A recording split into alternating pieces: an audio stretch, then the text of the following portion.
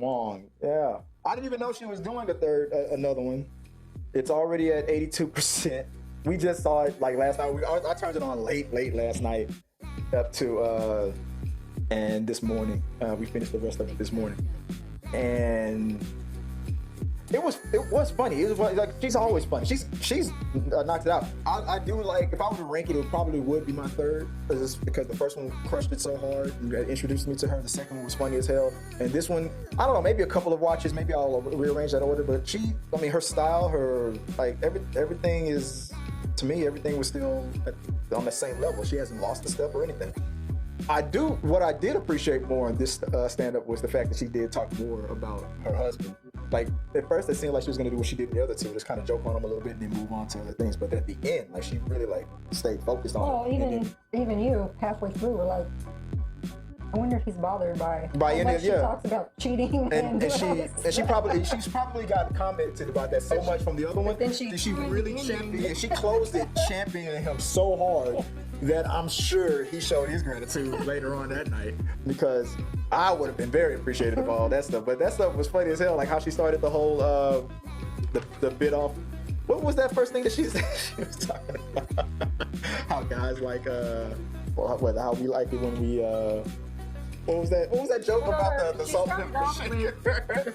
She was saying it was very unfair, in her opinion, that successful male comics always get the fans. They get the group, these beautiful women. And we were just watching another. I don't know if it was. I think I was watching something on TikTok where one comedian was telling another female comedian, was it Whitney Cummings, on a podcast, like, 'cause she was also complaining that women don't get fair treatment and stuff like that. And then the other comic was like the number 3, like, female comedians don't get fairly treated like in podcasts like men do. And it's like the number 3 most popular podcast in the world and the number 8 most popular podcast in the world, according to Spotify, whatever, are women based. And it's like, how are you say you're gonna blame men for not supporting more female comics on podcasts? He said, yeah, but wouldn't your demographic or your target audience be women? So if the women aren't watching, how is that the men's fault? Okay, like that was the whole thing about. But this whole thing that Ali brought up about, I can believe that. Like, she was like, my DMs are just empty. I can imagine that. The women get the DMs of the most creepy guys who they were like something about, I just want to smell your feet. Yeah, and chop them off. Yeah. So she was saying, but at least the quality of them. A man who's secure in being with a powerful woman, because that's where it's like I am. I'm like, yeah, you make more than me. Doesn't mean that I have to be insecure about it. She's like, I pay for everything. Right. Where she closed the show about how, like, because she said that before in her previous stand-ups about how she married him because she wanted that job security because she didn't know if she was going to make it. But then she didn't realize his master plan. The dude was a great investor. He could tell that, like I said, he bought low, and now if they get divorced, he's gonna be selling high because he's gonna get her for the child support. He's gonna get her for, like, it was because she said Harvard Business School a lot, especially in her first 2 stand-ups. Harvard Business School, and then she compared it to the relationship. Like, wait a second, like, she said she had acne, she was heavier and all this stuff. He invested in her when she was like nowhere on anybody's radar. And now, 11 or 10 years later, now she's one of the highest paid comedians out there now. Bought the house, bought everything, and he's living that life she thought she was going to be living, being married to him. You know, people, like we said halfway through, she's consistently talking about, I wish I could cheat, and all these people that do cheat and all this stuff. And then she's like, and then people will ask me, Allie, why? Have you thought about it? Yeah. Why? And she was like, what does he say about all this? And she was like, he says, you do you. Yeah. Be good. Be you. Don't fake it. She brought in the first $1 million. He knows what's gonna happen because he's got at Harvard Business School. He probably got it somewhere written down. Yeah. If I catch you, he's gonna get it all. And now he doesn't choke me as good anymore. Yeah, because he can't afford to lose his investment. I've been wanting this microphone for a long time. And my beautiful wife was the one who sponsored the channel and got it in. You gotta protect your investments, guys. But that whole thing when she kind of looked at the audience, like none of y'all know what it's like sleep with a millionaire and have a millionaire do all that nasty stuff to you and stuff.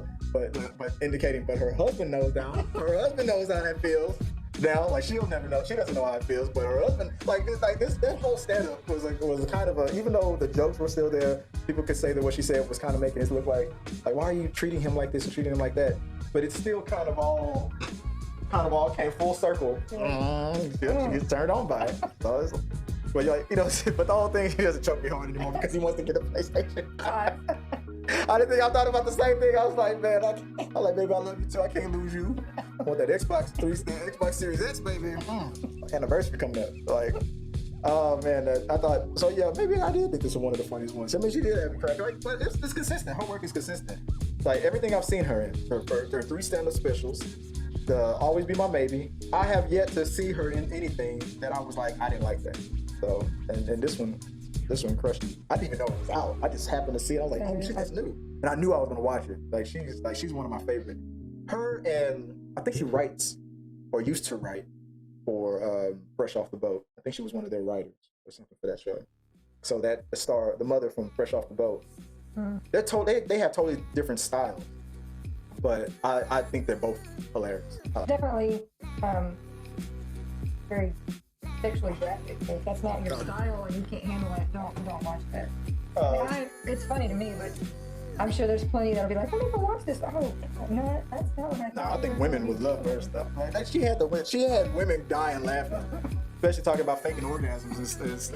We're not going to do that anymore. Like women are like, I don't want to have to go through all that risk. She was talking about it from a high level person's point of view. You're going to go through all that, because men, high level men, they're gonna come. High level men, because they get all that temptation thrown at them and stuff, are given more of a pass and expected to cheat. High level women, you're going to take the risk of, being judged as a woman. Men do that shit, but women aren't. You're gonna get judged on that front. Then you're gonna get attacked, financially, because if you get a divorce, you're gonna lose half. You gotta worry about that. Then she closes off with, and then you might not even get. That's why they say that's probably why men do it so much, because no matter what, and it comes back to that clerk joke, it's easy for men to get gratified than it is for women. So you're gonna take all that risk to your lifestyle, to your income, and not even have a good time doing it because the guy that you're cheating with don't know what the hell he's doing. So I can't wait to see her next stand-up review. Did you see it? Let us know what you guys thought about it. Anything else that we forgot that we mentioned, because I gotta watch it again. Especially the stuff about the on the face thing. I gotta watch it again just for that. That stuff is at me laughing. So let us know what you guys think. Comment below, like, subscribe, and till next time. Our supporters help make all this content possible, so make sure you check out our Patreon page so you can help us bring you the content you want. Push the pedal to the freaking metal. I'm turned up just like heavy metal. Yo.